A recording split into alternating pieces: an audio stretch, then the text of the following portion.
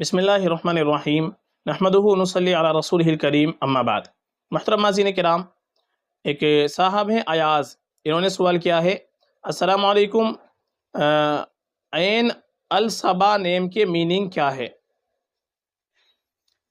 वालेकुम अस्सलाम रहमतुल्लाहि व बरकातुहू। देखिए, जो लफ्ज़ आपने पूछा है अल सबा, अल सबा ये दरअसल अरबी ज़ुबान के अंदर लफ्ज़ असल आता है सबा, ये स्वाद के साथ आता है।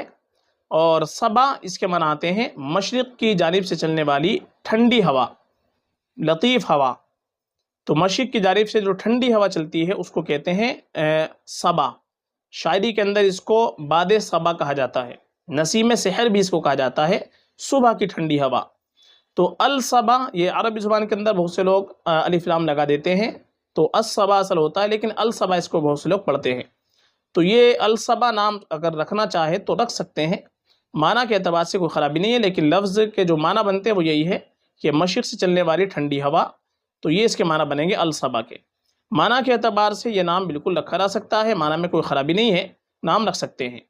हाँ, ज़्यादा बेहतर हमारे लिए ये है कि हम अपनी बच्ची का नाम रखें तो सहाबियात रज़ियल्लाहु अन्हुन अजमईन के नामों पर, अज़वाज मुतहरात के नामों पर, जो नेक ख़ातिन गुज़री हैं उनके नामों पर नाम रख लें।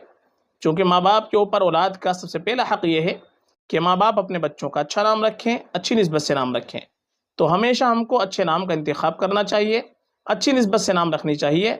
और अगर आपको सहाबा सहाबियात के नाम देखने हैं तो हमारी प्लेलिस्ट के अंदर आप जाएँ, वहाँ पर आपको सहाबा सहाबियात की प्लेलिस्ट मिल जाएगी। लेटर के एतबार से नाम देखने हैं उसकी प्लेलिस्ट आपको अलग मिल जाएगी। तो वहाँ पर आपको बड़े खूबसूरत नाम मिल जाएंगे, सहाबा सहाबियात के नाम, और किसी भी लेटर से नाम आपको देखने हैं वहाँ भी वो मिल जाएंगे। तो ये नाम जो आपने पूछा है अल सबा, माना के एतबार से ये भी रख सकते हैं। और बेहतर यही है कि हम नेक लोगों के नामों पर, नेक हस्तियों के नामों पर अपनी बच्ची का नाम रख लें। फ़क़त वल्लाहु आलम।